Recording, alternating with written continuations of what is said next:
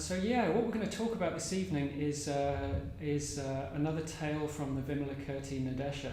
So some of you might have been here in previous weeks where we've talked a little bit about what this teaching is, but I'll say a little bit by way of introduction, and I'll talk a little bit about how to approach the text and this teaching as well. So the Vimalakirti Nirdesa is you could look at it as a sutra or a teaching from the Mahayana, which was a later development of Buddhism.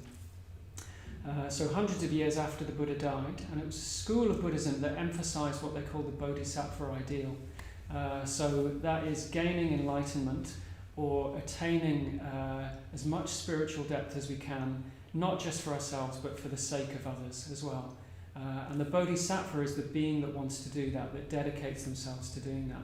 So Vimalakirti is a bodhisattva. He's one of these bodhisattvas, and everything that he does in this sutra is a teaching.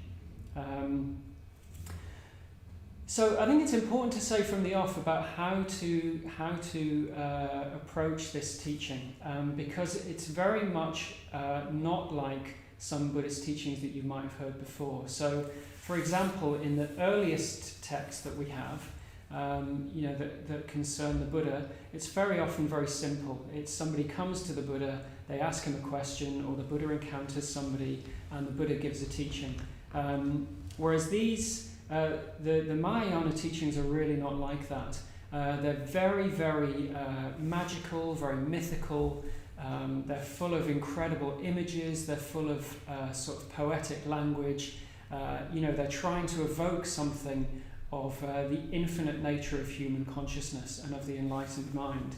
And I think it's useful if we approach this teaching actually not necessarily even as a teaching, but actually, as a teaching, but almost as we would a novel or a piece of poetry or something like that.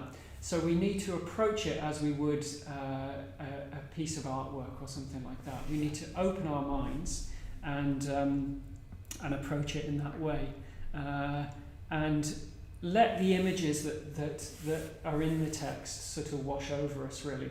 And that's what I'd suggest we do. Is I'm going to talk about an image tonight, a story from the text, and then we just let it wash over us. And I'm going to talk a little bit about what I think it might mean. But whatever I say is by no means exhaustive. I'm only going to scratch the surface. So it's good if you can take that away and sort of think about it for yourself and think about what it might mean. What I'm going to talk about is partly in relationship to Sangharakshita's interpretation of the Vimalakirti Nirdesa, which is from this book called The Inconceivable Emancipation, which I heartily recommend. Yeah. So let's jump straight in. So in this episode, Shariputra, who you may have heard of before, so Shariputra was a disciple of the Buddha, but he's not portrayed in the usual way. He's not portrayed as Shariputra that we know from the old Buddhist texts. In this story, he seems to almost play like a bit of a comedy character, like he almost seems to play a bit of a fool or something like that, like he's kind of the fall guy for Vimalakirti. So I'm not going to talk about why that is. I'm not sure I know why that is, but anyway, so the Shariputra is in the story, but he's not quite the Shariputra that we would know from the stories that concern the Buddha. And Shariputra, as I said, plays a bit of a sort of a fool character in this story. And the scene is that in Vimalakirti's house, there is a host of bodhisattvas, a host of these beings that I was talking about that have dedicated themselves to enlightenment for the sake of all beings. So very, very realized beings with a lot of spiritual depth. And there's a host of them, I would imagine millions of them, in Vimalakirti's house. So I'm not going to say how that's possible. Maybe you can imagine that for yourself. But it suggests Vimalakirti's house, his realm, everything that he presides over is infinite. So there's millions of these beings in Vimalakirti's house. And all Shariputra is concerned about is what time are they going to have lunch, basically. So you've got these millions of bodhisattvas, and Shariputra is concerned to make sure that they all get lunch in time, which is slightly sort of incongruous, isn't it? Now, the reason why he's concerned about this is because obviously all of these bodhisattvas, or not obviously, but all of these bodhisattvas, you might assume would be monks. And in the tradition, monks have to eat by midday. It's a very, very strict rule traditionally that monks observe, is that they have to eat by midday and they're not allowed to eat anything after midday. So Shariputra is very, very concerned to make sure that the bodhisattvas all get to eat. So Vimalakirti cannot believe that Shariputra is so kind of concerned with such a petty detail. So he feels that Shariputra is, he's focusing on the wrong thing basically. He's being petty about the rules, and so he responds to this by saying to Shariputra, look, you've been shown the means to enlightenment, so you've been shown the path to liberation, and all you're concerned about is when these bodhisattvas are going to eat. And what he says is, so if that's what you're concerned with, then I will show you food beyond what you would have imagined. So it's like what happens is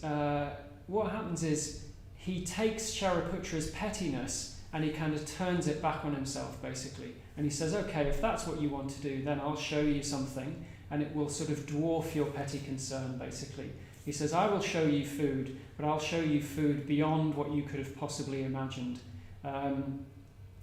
But you need to approach that with a mind free of worldly preoccupation. So that's what he says to him. He says, wait a minute, and I'll show you food beyond what you've imagined, but you need to approach it with a mind free of worldly preoccupation.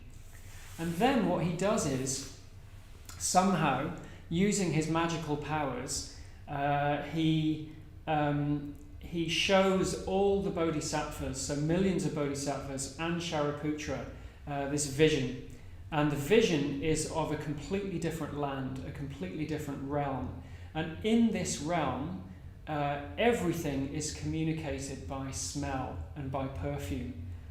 So let me see if I can get this right. So the realm is called Sarvaganda Sugandha. Sarvaganda Sugandha. So try saying that with a mouthful of boiled sweets.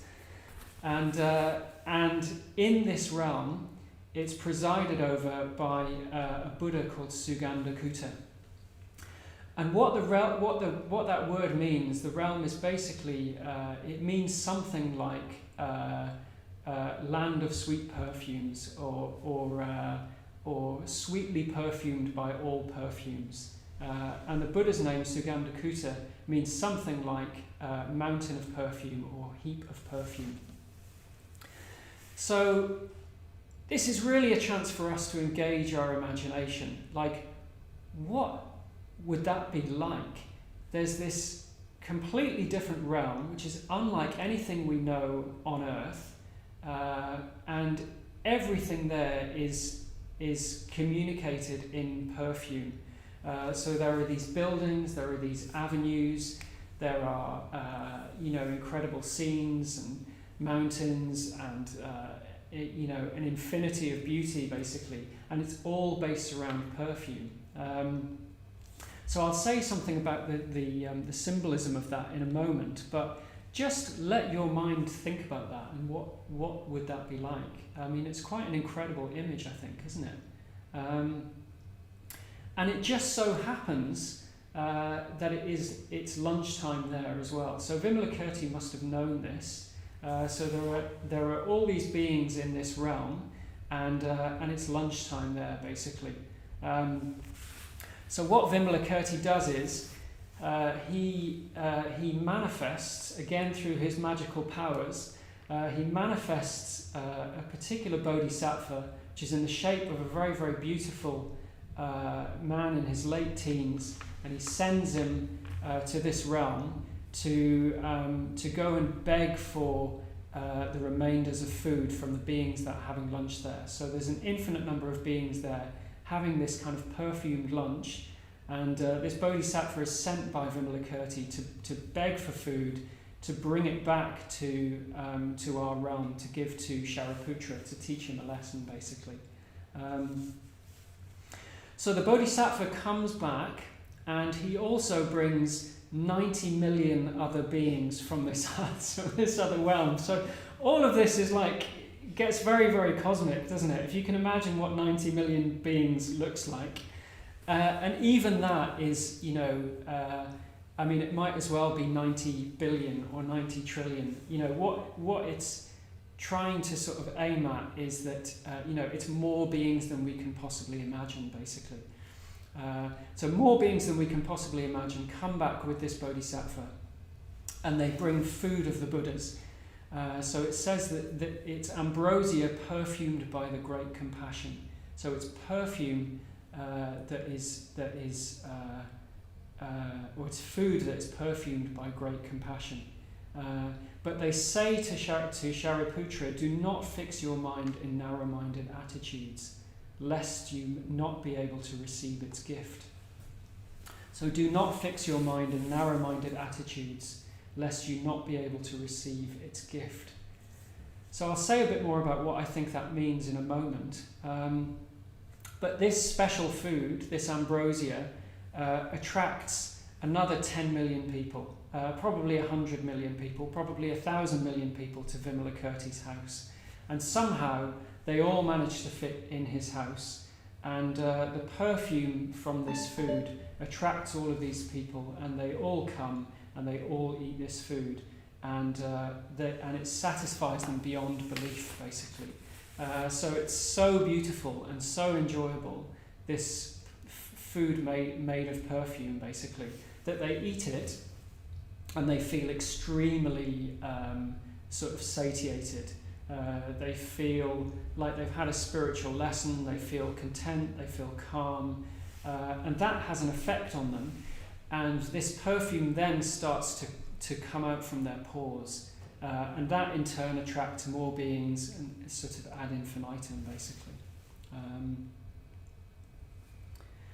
So Vimalakirti then asks the Bodhisattvas to tell us how Sugandhakuta communicates the Dharma in his realm. So he's in this completely different realm, and Vimalakirti asks the Bodhisattvas to talk about how it's communicated there, how the Dharma is communicated there. And he says, well, it's communicated, purely by smells. So we communicate the beauty of the Dharma purely by smells through these perfumes, basically. And in turn, they ask Vimalakirti how the Buddha teaches in our realm, and Vimalakirti tells them. So he says that the Buddha in our land, so on earth as we know it, he teaches in a very different way, because beings here are hard to discipline. So they're wild and uncivilized. So because of that, he has to talk about things like ethics. So this is lying, this is cheating, these are the things that cause suffering, these are the things that cause human beings difficulty. So he talks about how the Buddha teaches in our land, basically. So I think this is very significant, because what it shows is, or I think what it points to, is that the Dharma as we know it, so when we come along to the Buddhist Center and so on, we get taught, we get taught about meditation, we get taught about Buddhism, and it's taught as a way to go beyond our own suffering. So we get taught teachings like the Four Noble Truths, and we get taught about dukkha, about unsatisfactoriness, and about the way to go beyond that, and we bring those teachings into our life. But what this text is pointing at is that's not the end of the story. As our minds get more developed, and as we go deeper and deeper in our practice, then the teaching gets more and more rarefied and more subtle. And this is symbolized by the fact that in this higher realm, where everybody is a bodhisattva, the Dharma is taught by scent. So it's a much deeper way of communicating the Dharma. And I think it's interesting to think about, well, why scent? And I did have some thoughts on that. I mean, So Bhante Sangharashta talks a little bit about it in the text. But I think the important thing to say is a very, very, very subtle sense, isn't it? Our sense of smell. So it's very, very important, but it's extremely subtle.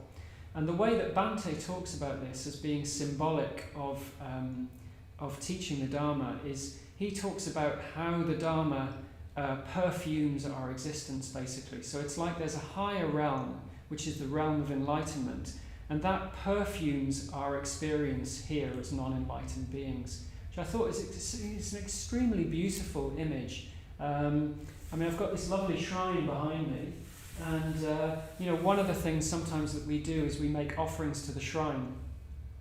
And one of the offerings that we can make to the shrine is that we offer incense. And incense is symbolic in Buddhism because when you light incense, it's like the perfume basically then perfumes the whole room in the same way that the teachings perfume our mind and perfume the beings that come into contact with it. So it's extremely subtle, but we're able to pick up on that, just as we're able to pick up on something from another realm that perfumes our unenlightened consciousness, and somehow that sparks something off within us. And we're only able to sense that because we have a sense of smell. So it's like we're attuned to it, basically. So that potential exists within us. We have the apparatus, we have the equipment. So we're able, that in however small a way, to pick up on that very, very rarefied, subtle sense that the Dharma brings about. And I was sort of thinking about this, and it's like sometimes when if you're listening to a teaching, or you might even be on retreat, or you might be in a Buddhist ritual, it can really feel like that, can't it? I think it can feel like there's some sort of perfume in the air, something very, very, very subtle, like these tiny little, almost imperceptible drops that we pick up on, and it somehow lights something up in us. And it's like our mind opens and we open to a higher reality in that. And Bhante also talks about smell being a key part of communication. So it's, what we often think of as communication is somebody saying some words, isn't it? And I think what's being pointed to here is that communication is much, much, much more subtle than that. When somebody speaks, it's the words that they say are something, but they're a very, very small percentage of the importance of what's actually being communicated. What somebody communicates through speaking is something much more subtle than that. There's all sorts of things going on. There's their body language, there's how they smell, all sorts of things like that. And I think this is what's being pointed to in the text, is that communication is much, much, much more subtle than we think it is. And there's something in us that is tuned to that, and it's attuned to that subtlety. So in this case, with this particular realm, it's around the sense of smell. But in the Mahayana, there are an infinite number of realms, and the Dharma is being communicated in all sorts of different ways, as many ways as you can imagine, basically. So it's being communicated by music, it's being communicated by beauty through different kinds of jewels and images and so on. And sometimes the Dharma is being communicated just by silence. So there's a particular kind of silence that communicates the Dharma. So I think this is really interesting. It really chimes with my experience, and I hope it does with yours. And what it's pointing to is that communication is not just about us coming into contact with something like, words or something like that. Communication is a thing that is a relational thing that happens, and a huge part of it is to do with us. So what gets communicated is to do with us and our consciousness and the level of our consciousness. So if we're able to enter into a much more subtle, receptive way of being, then we're able to open up to all sorts of much, much more subtle levels of communication. And if our mind becomes receptive enough and our mind becomes quiet enough and still enough, then actually it's like everything can start to become a teaching. Everything becomes a teaching because our mind is open to that. So this reminded me, when I was thinking about this, of I did a solitary retreat. It's a few years ago now, and it was in Snowdonia. Really, really beautiful. It was in a lovely little wooden cabin that I stayed in for 2 weeks in Snowdonia. And on that retreat, I was in very, very beautiful countryside. I was next to Snowdon, and it was just really, really lovely. And in the course of that retreat, I got into very, very, very deep states of meditation, and I enjoyed, very, very rarefied sort of higher states of consciousness. And I remember that after this particular meditation, so I'd been meditating for a long time, I think a couple of hours, and it'd just been so enjoyable. And I came out of meditation just feeling incredibly content and happy. And I opened the door to the cabin, and these 3 birds flew past, and it was somehow as if these birds were from a Mahayana tale or something like that. They felt loaded with significance, and it was just 3 birds flying past.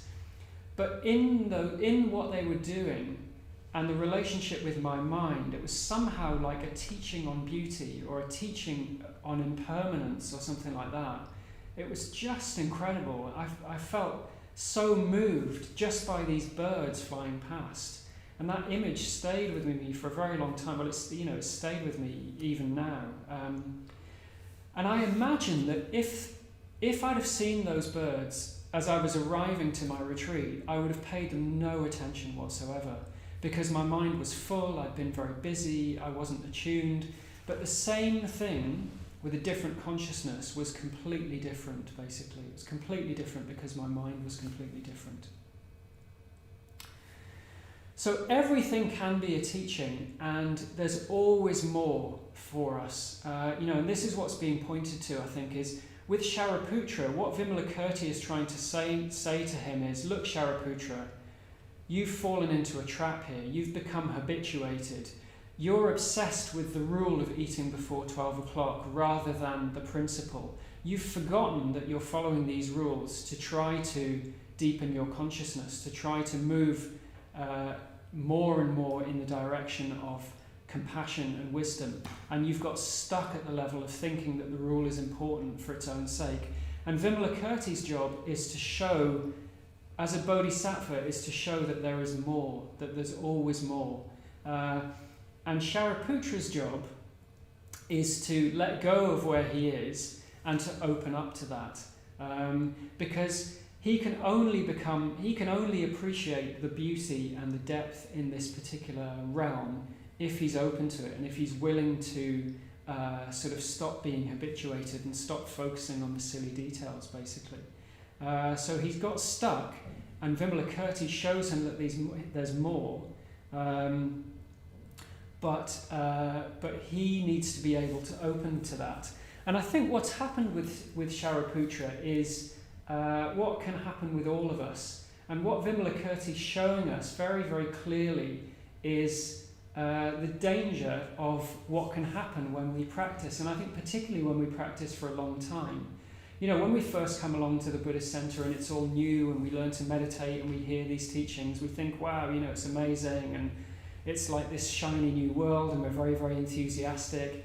And after we've been practicing for some time, there's a danger that we can get habituated. I think human beings have this amazing capacity, don't they, to adapt to their surroundings and to habituate to whatever's going on around them. And I think that can be very, very positive. Like at the moment, we've been going through a very difficult time for a long time, and I notice myself, I'm working at home at the moment, and I've sort of got used to that, even though on some level I don't like it. So it has its uses. Human beings are very, very adaptable like that. But the danger is that we settle down and we stop opening ourselves up to new experience, and we get stuck basically, and we settle down at the level that we're at, and we think that that's it. And I think what Vimalakirti is showing us is that that is always a danger. So that, in a way, is what Shariputra represents, is that even though he's an enlightened being, he's still settling down. And what Vimalakirti is saying is, no, even when you're enlightened, so certainly for us, but even when you're enlightened, there's always more. There's always more. And in order to experience that more, you need to let go of what you think it is. So we need to let go of our fixed ideas about what we think the teaching is, what we think Buddhism is, what we think the Dharma is. We need to let go of that and open up to something higher, and open up to something that we don't know what it is. We need to open up to some inspiration that will show us that. So I just want to finish this little section. I'll say a little bit more after the tea break, but I just want to finish this little section with a story from my own life that I think illustrates this quite well. So it's about this thing of thinking that we know, and if we do that, then we don't experience, we shut ourselves down and we shut ourselves off to new experience, which can be incredible, and we're really missing out through that. So a few years ago, I went to a concert. Remember concerts? It seems like so long ago. But yeah, a few years ago, it must be about 10 years ago now, I went to a concert on the South Bank. And it was a guitarist that this guy called Jason Pierce, or Jason Spaceman. So some of you might know the band Spiritualized. I don't know if you know, they were big in the 90s, sort of psychedelic band basically. And he was doing a duo performance with a jazz pianist called Matthew Shipp. So it's Jason Spaceman and Matthew Shipp, and they would build a spaceship, which I thought was very, very clever. But anyway, it was in the South Bank at the Queen Elizabeth Hall, so it's probably about 600-700 capacity, something like that. And it was full. And I think a lot of people had come because Jason Spaceman was quite famous. His band were quite famous. And it was full of middle-aged men that looked a bit like me. So, I can imagine that they were sort of into Spiritualized in the 90s. And this was nothing like what they did at all. It was completely different. So what he did was he walked on stage and he leant his guitar up against the amplifier and just started making this drone, basically. And then fiddled around with some dials and knobs and things like that and just let this guitar drone on.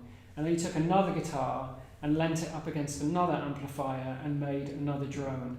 And there was basically just this drone going on for about 10 minutes. And people started looking around, looking a bit impatient. And then Matthew Shipp came on stage and sat in front of this Hammond organ and just hit this chord and held it. So there was another massive drone coming from the other side of the stage. So there's just this huge drone coming from the stage. And this really wasn't what people wanted, I don't think. But I thought, okay, this is interesting. This is very, very interesting. And then they started fiddling with some distortion pedals and effects and things like that. And before you knew it, it just started sounding amazing. Started sounding absolutely amazing.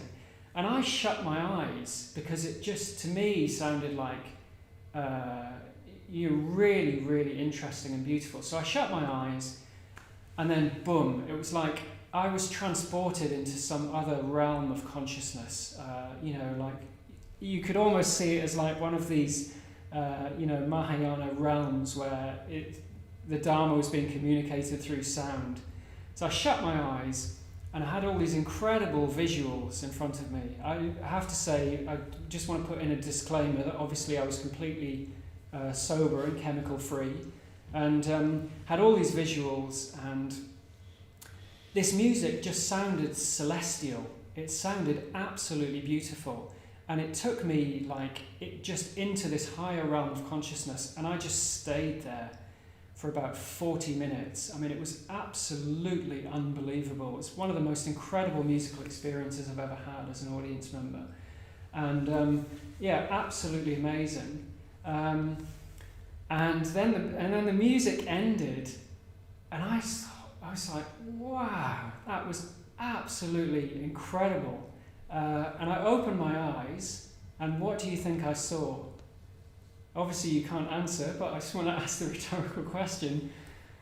Pretty much everyone had left. So there was like me and probably 30 people left. Like everyone had just walked out. And I just thought that was amazing. And to me, it really speaks of this thing of what we've been talking about, which is, when you think you know, or you have these expectations about what you want, and then it's not what you expect, then you shut yourself off. And all of these people that walked out of the hall, it was like they weren't prepared to listen to something new. They'd made up their mind about what they wanted, and that was it basically. And they missed out on this incredible experience. And I think this is what Vimalakirti is showing us in this text, is there's always more, but you don't know what that more is. You have to let go of your expectations in order to open up to it. And we have to create a mind that is open and receptive. So very quickly, I just want to finish with 3 very, very quick points about that. So I'm going to say that we need to do 3 things. We need to make space, we need to look up, and we need to let go. So we make space by creating a mind that is receptive. And we can do that in our day-to-day life by trying to reduce input in our day-to-day life, and by creating space in our day-to-day life, and getting on retreat where we can as well, and where that's possible. We can do that through meditation as well. So we make space, and we need to look up. So I think this is what Vimalakirti represents, is, we can't see that more until we discover it through inspiration. So we look up and we pay attention to people that inspire us or things that inspire us. So listening to teachings and opening ourselves up to people that are more experienced or further down the path than we are. So that's how we look up. And then we need to let go. So when we've done that, we can let go into new experience. We can let go of fixed ideas that we have, of what we think that the path is, of how we think we're going to develop, and actually just open up into something bigger and something more mysterious than that. And that's Vimalakirti's vision. And if we do that, then we'll be able to not do what Shariputra did, which was, he was stuck, he was getting bogged down in details, he had too many expectations, and he was too concerned with the letter and not the principle. And if we can let go of that, and if we can make space, look up and let go, then we can wake up and smell the perfume, as it were. Okay, so I've said quite a lot there. So what I'll do is we'll have a little 5-minute break, and then I'll talk for a little bit when we come back, and then we'll have time for questions. So put your questions in the chat box if you have questions. I'm happy to try and answer them, and and we'll be able to have a look at those in the second half. But we'll take a break now for about 5 minutes, and you can have a comfort break or grab yourself a cup of tea, and we'll see you at 8 o'clock. Okay.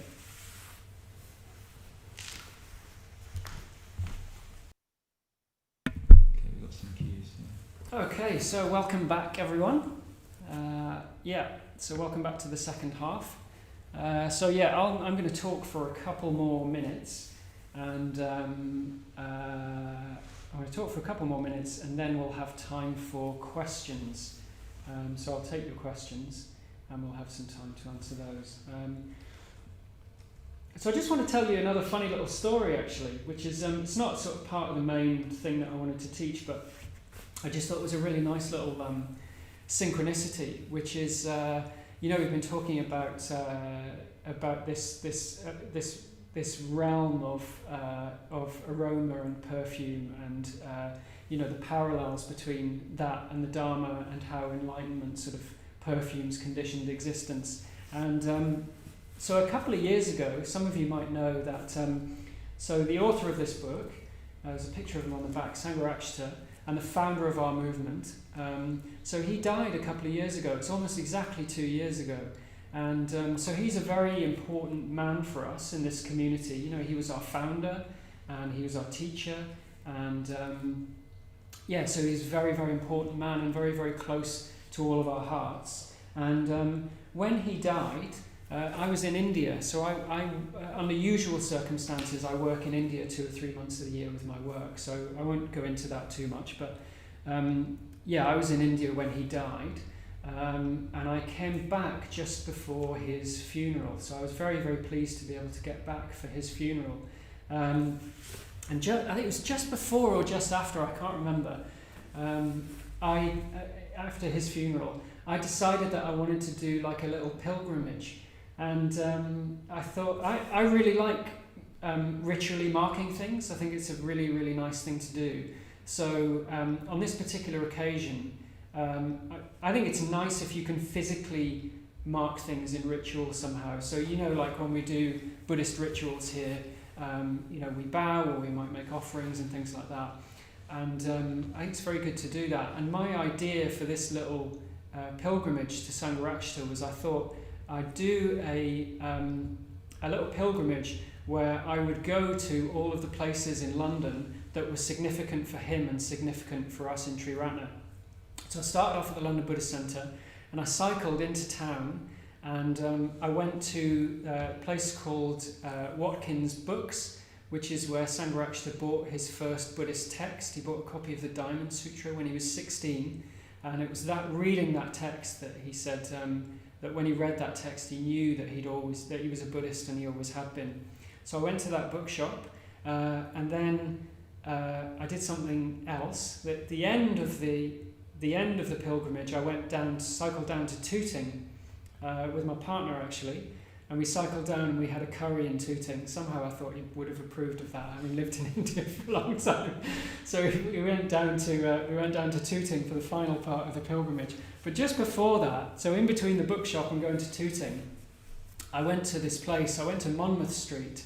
So those of you that live in London will know Monmouth Street, but you probably don't know it for the same reason that I'm going to mention it. You probably know it from Monmouth Coffee Company. So you know, it's this fantastic coffee shop in Covent Garden. But I went there because the very first Triratna activities, or Friends of the Western Buddhist Order as it was then, were conducted in Monmouth Street in 1968, I think it was, and they were conducted in the basement of a shop in Monmouth Street. Now at the time, the shop was a Japanese shop, so I think it sold like samurai swords and things like that, and it was called Sakura. So I went to that shop. I think it's number 14 Monmouth Street. It's opposite Monmouth Coffee Company. But I went there and I couldn't believe it. You'll never guess what this shop is now. It's a high-class perfumer's. So that's amazing, isn't it? I just thought, what a really lovely sort of little synchronicity, basically, is that the shop that Triratna's activities started off as is this very, very high-class perfumers. So, you know, making very, very sort of expensive, very beautiful perfume. And the shop was extremely beautiful. It was dressed really lovely. There's all these incredible colours, and I just thought that was really, really lovely and very sort of very much in tune with what we were talking about tonight in terms of the parallels between scent and the Dharma.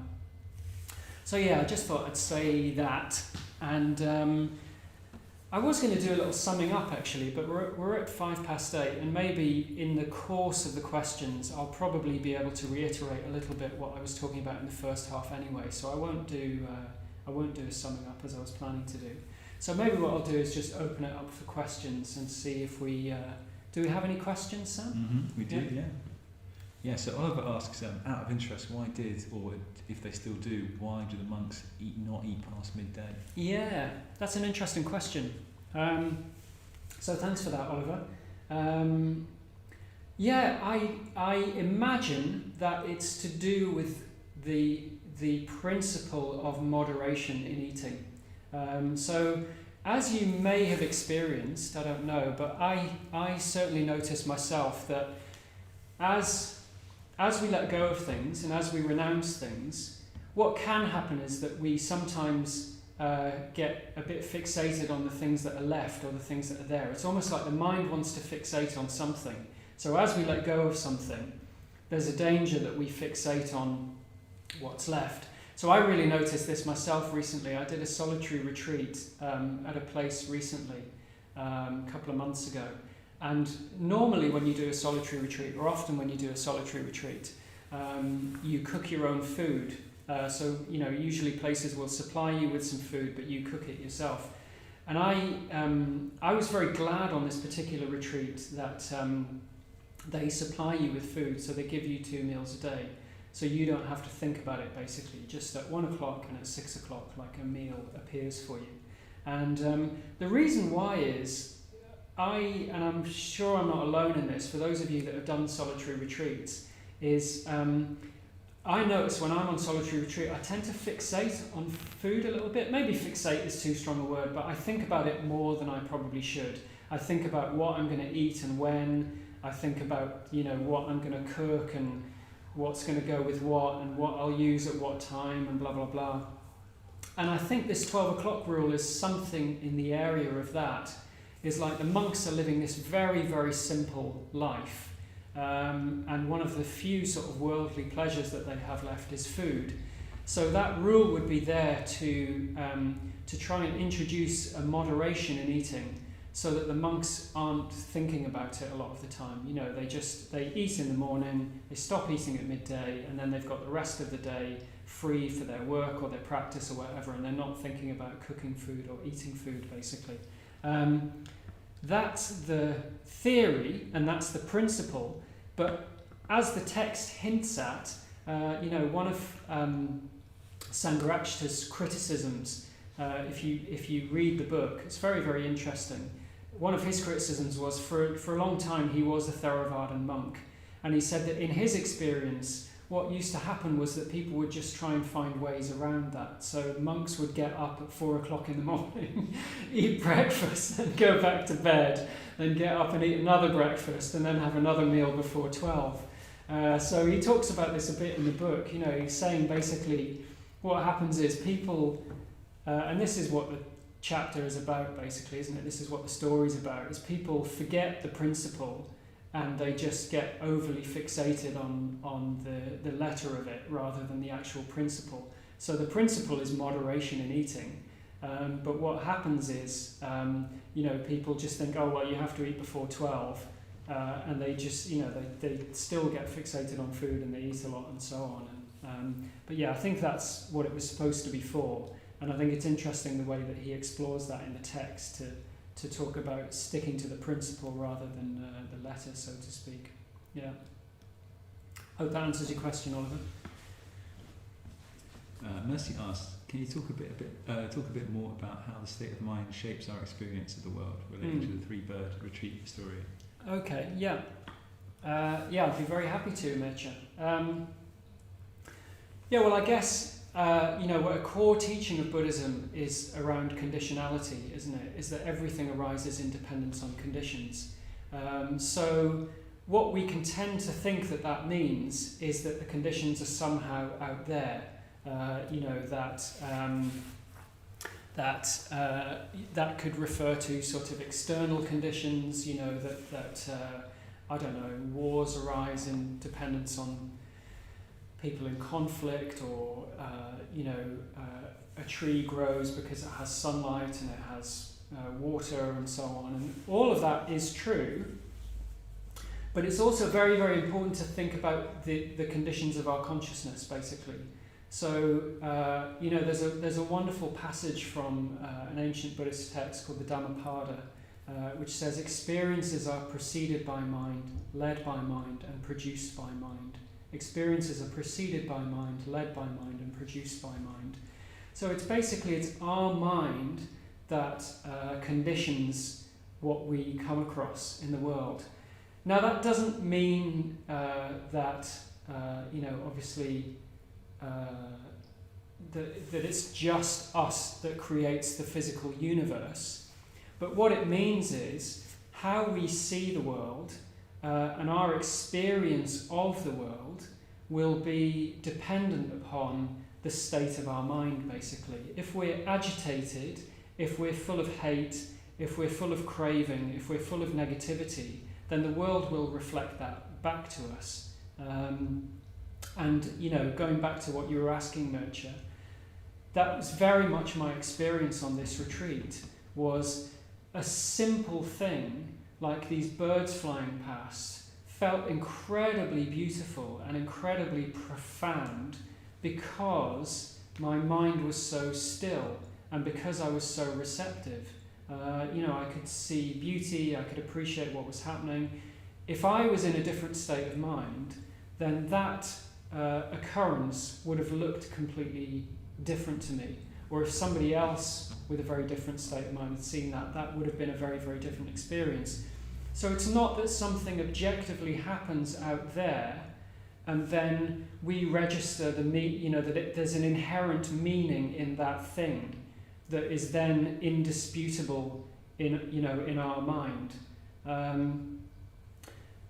Meaning is co-authored between the object and the subject. So whatever's happening, there will be a co-arising dependent on our consciousness and depending on the state of mind that we're in, basically. I could say more about that, but I think what I would invite you to do is to test that in your own experience as well. Even just on a very mundane level. I'm sure we've all had experience where some days, you get up, you're in a really, really wonderful mood. Perhaps you go to the shop to buy some milk or some bread or something like that. You walk down the street, the sun's shining, you feel open, you feel positive. And what happens? Like somebody smiles at you, or, you notice something just an interaction with someone goes very well or something like that. And then the opposite is true, isn't it? If you have those days when you get out of bed the wrong side, you then forget your keys, and you have to go back in the house 3 times because you keep forgetting something, and you walk down the street and everybody looks miserable, and somehow like the world just looks like a darker place, doesn't it? So even on our just very, very mundane level, that's how it works, isn't it? Is we experience the world dependent on our mental states. But that's true right up until these very, very sort of exalted states of mind. And I think even much more than that, my experience is that as we change, the world starts to change around us.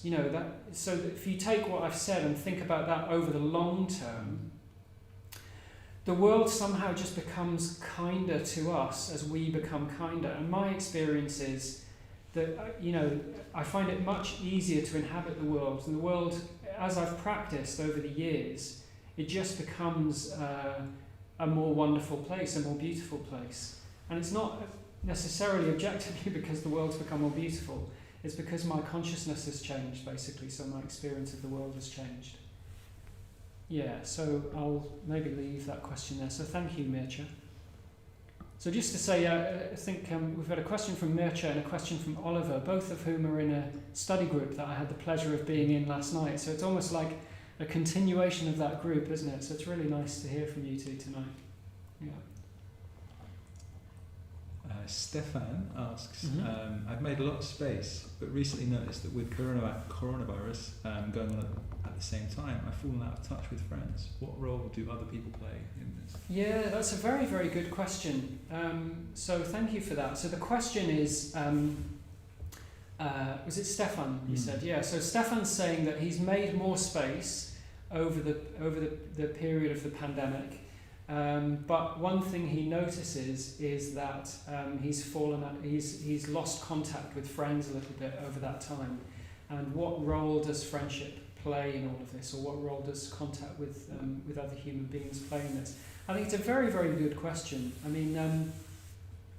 To take it back to the text, I think you could see Vimalakirti as one of the ways of seeing him. I think there are an infinite number of ways of looking at who he is when we ask the question, who is Vimalakirti?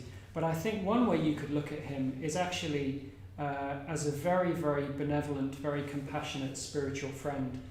And I think that his role is as a friend to Shariputra in this instance, but through the text as a friend to many, many people. I think, our development unfolds in relationship to other people, doesn't it? We need contact with other people because somehow that opens up something in us. So it might be just regular friends. It might be friends that we know from the Sangha, or people that we're in contact with through the Buddhist Center. Or also it can be, teachers or people that we look up to, and having contact with them. I think it's very, very important. I don't think we can do this on our own. I don't think we can follow this path on our own. And I also think that that's one of the joys of human existence, isn't it? We're talking tonight about human communication, and communication, it happens relationally, doesn't it? It happens with other people, and I think the best communication happens actually when there's warmth and when there's intimacy and when there's connection between beings. So it's not exclusively that. But I think that's really where communication happens. And in the context of Buddhism and in the context of the Dharma, that really is where it happens. I mean, Sangharakshita has this lovely aphorism that I don't know, you may have heard, which is that the Dharma is caught, not taught, which I think is really lovely. So what he's saying there is that it's not just about, reading books or coming across the teachings. Actually, in the way that we've been talking about, it's almost like somebody who practices the Dharma perfumes the air around them, and somehow we pick up on that, and the Dharma is caught. We catch it in relation to other beings, and we catch it through friendship and being around other people and through Sangha.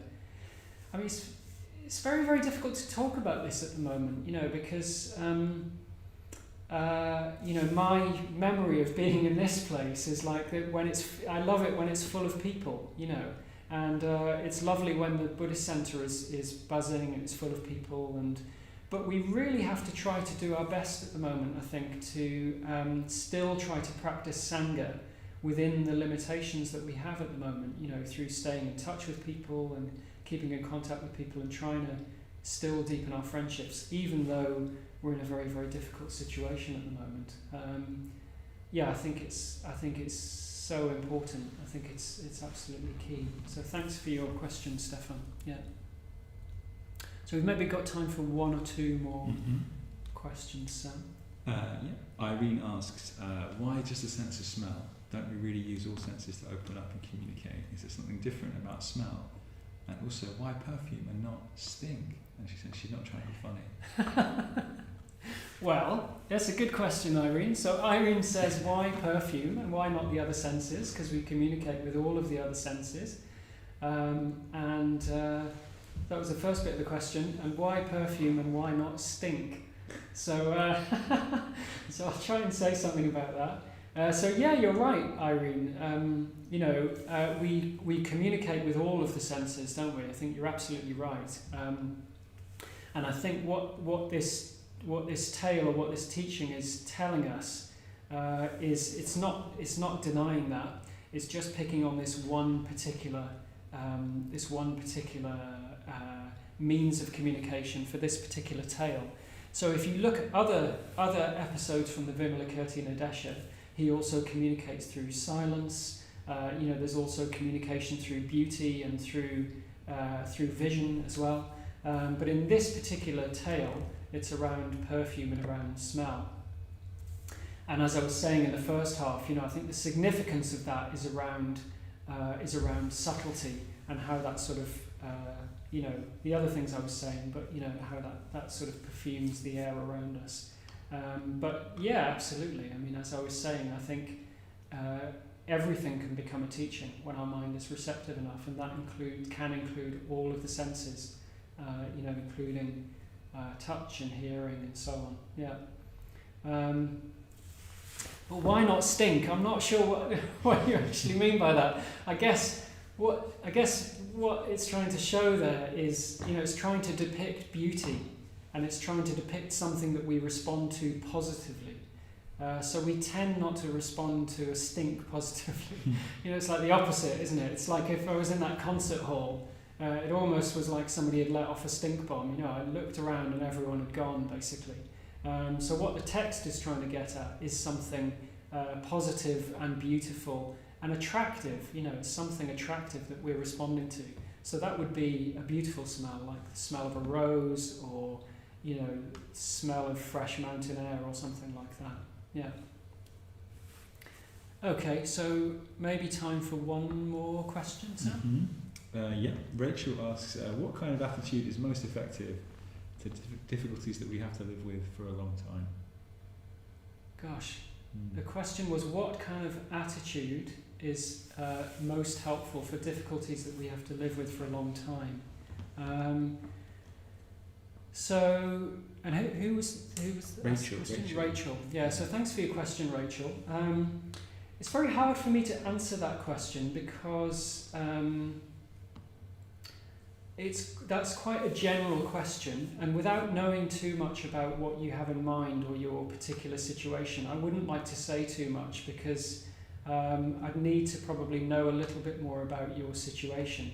But the question around, what sort of attitude we bring, difficulties we live with for a long time, I think any difficulty can be a teaching. So for example, around Sri Ratna, we have this wing of the Buddhist Center called Breathing Space, and in Breathing Space, some of the courses that we do are for people with chronic pain and so on. And although I wouldn't want to sound glib about living with something like that, because I know that can be very, very challenging. I don't have experience of that myself. But on those courses, what we teach is how to transform that experience through acceptance, and actually through what I've been talking about, which is letting go of what we think that is, or letting go of our habitual responses to something like that, and actually opening up and being curious about what's there and somehow coming into a different relationship with it. And I think when we have difficulties in our lives, particularly if they're very big, very entrenched difficulties, all we can do sometimes is change our perspective on the situation and change our response to it.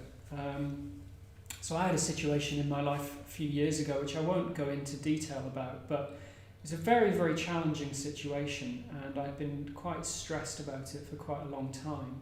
And at a certain point, I realised that all I could do was change my relationship to the problem. All we ever can do, I think, when something's an entrenched problem or a difficulty like that, is we somehow have to become bigger than the problem. If the problem's not going to go away, we have to become bigger than it. We have to change our perspective on it. And one of the ways that we can do that is through realizing that everybody experiences difficulties, that it's not just us and it's not personal to us. We can start to universalize that and open up to the fact that this is part of what in Buddhism we call conditioned existence, what we call samsara.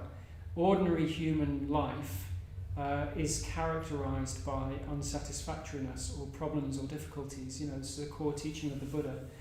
But what he said was that we don't have to that we can change that, basically. But it's not through changing the external circumstances. We change it through changing our mind and changing our experience of the problem. And over the long term, we do that through meditation, we do that through friendship, and we do that through engaging with spiritual practice. But I think that's the only way, really, is that we have to change our relationship to it and change our perspective on it. We somehow have to become bigger. So it's a big question. So I hope that's at least given you something to think about. And as I said, without knowing too much about your individual situation, I'm not sure fully how to answer that question, but I hope that's been helpful anyway. Okay, so I'm sorry if we haven't got to your question, and thanks for those of you that have posted questions. It's very, very helpful. I find hearing people's questions and hearing people's reflections, it really, really draws out the teaching. And what we want to do is to try to make the teaching helpful and accessible and helpful to each, to people personally in their lives, and not just leave it in the abstract. So one of the ways that we can do that is through reflecting on people's questions. So thank you very much for bringing your questions. And yeah, we've got a couple of minutes left. And what we're going to do is we're going to finish with a short verse called the Transference of Merit and Self-Surrender. But before we do that, I'd just like to say something about helping the centre out. So, this evening we've been talking about, one of the things that we've been talking about is really engaging imaginatively and really opening up and being really receptive to the teachings. And I'd encourage us to do that as well when we're thinking about financially supporting the centre. So, this poor man Shariputra, he got very habituated, hadn't he? And he was sort of, he was just doing the same thing day after day, and then he was thinking about lunch when he could have been thinking about this host of bodhisattvas. And I think there's a lesson for us in that. And, when people make these Dharma announcements and they say, please consider supporting the centre, blah, blah, blah, blah, blah, you might hear that and you think, oh yeah, here's the bit, I can just turn my ears off for a couple of seconds, and they always say this and it doesn't apply to me. But really think about what it might mean to support the centre and why we need your funds. So, all of the teaching that we're offering, if you found this helpful, and I was talking tonight about Sangharakshita, wasn't I? And, he founded this movement, and hundreds of thousands of people their lives have benefited as a result of his teaching and the people that he taught and all the people down the ages that he's inspired, sort of offering these teachings. And when I say that, I really mean that is actually true. Like, real people's real lives have changed. It's not in the abstract. It's real people and real lives. And if you give money to support the centre, that will really help real people's real lives to change. It doesn't just go into a vacuum pot somewhere. What it does is it enlivens and it enables us to bring this to more and more people. And we need money to do that, basically. And if you give, it will change people's lives. So if you already support the centre, I really want to say thank you for that, because we couldn't do this without your help. And if you haven't, I'd really say, do give, basically. I would normally say, do think about giving. Don't even think about giving. Do actually just give. Whatever you can. If you could set up a monthly direct debit, that would be fantastic. And we'll put a link in the chat to how you can give. But also, if you want to donate to this class, you under normal circumstances, when you come into a class, you would give some money at the start of the class. And maybe we can do that virtually. So if you're able to give, say, £10, for example, that will really, really help the centre, and it will mean that we can continue to do more of this for more people in the future. Okay, lovely. So thank you very much. And the last thing that we'll do this evening is the transference of merit and self-surrender. So in true bodhisattva spirit, we've been listening to teachings tonight, and that will have had a positive effect on us. But we don't want to hold on to that. What we want to do is pass that on for the benefit of the world. So that's what we're doing when we say the transference of merit and self-surrender, is that we're offering any benefit that we've gained. We're not holding on to that. We're passing it out into the world so that we can reduce suffering into the world and we can benefit as many people as possible. Okay. So we'll do this in call and response, and it'd be lovely if you can join in at home. So transference of merit and self-surrender. May the merit gained in my acting thus go to the alleviation of the suffering of all beings. beings, my personality throughout my existences, my personality throughout my existences, my possessions, and my merit in all three ways. and my merit in all three ways. I give up without regard to myself, I give up without regard to myself, for the benefit of all beings. for the benefit of all beings. Just as the earth and other elements Just as the earth and other elements are serviceable in many ways are serviceable in many ways to the infinite number of beings to the infinite number of beings inhabiting limitless space, inhabiting limitless space, so may I become so may I become that which maintains all beings, that which maintains all beings, situated throughout space, situated throughout space, so long as all have not attained so long as all have not attained to peace. to peace.